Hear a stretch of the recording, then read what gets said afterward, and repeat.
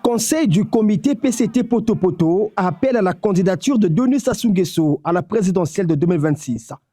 Un appel solennel lancé ce 2 août dans la lecture de la motion de soutien au président du comité central de ce parti.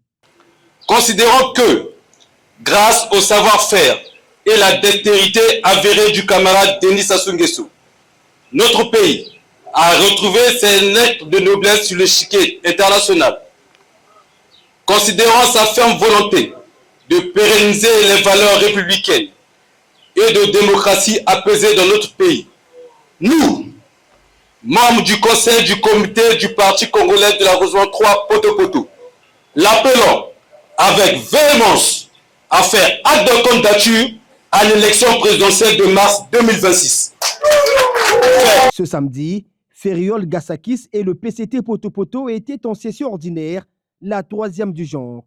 Un moment d'expression de la détermination de ce conseil face aux défis politiques et sociaux de l'heure.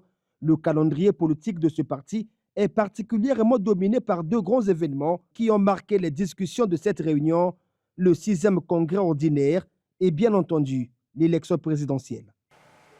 Ces échéances sont capitales pour l'avenir du parti, l'économie du travail et pour notre pays. Elles exigent de nous engagement, discipline et sens de la responsabilité dans un esprit de loyauté et de responsabilité. Je viens poser un cap, réveiller les consciences et appeler chacun à prendre sa place dans l'histoire que nous écrivons ensemble.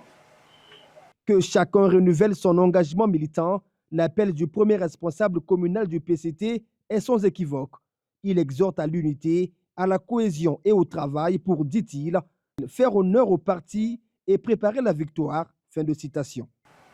Nous n'avons plus le droit d'être passifs, nous n'avons plus le luxe d'attendre, nous devons agir, nous devons mobiliser, nous devons gagner.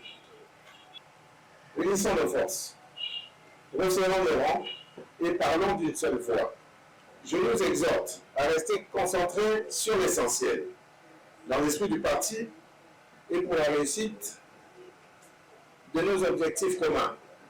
Cette session du Conseil du comité PCT Poto a examiné et adopté le rapport d'activité 2024 avant de se plancher sur le projet du programme d'activité et le budget exercice 2025, tous les deux adoptés.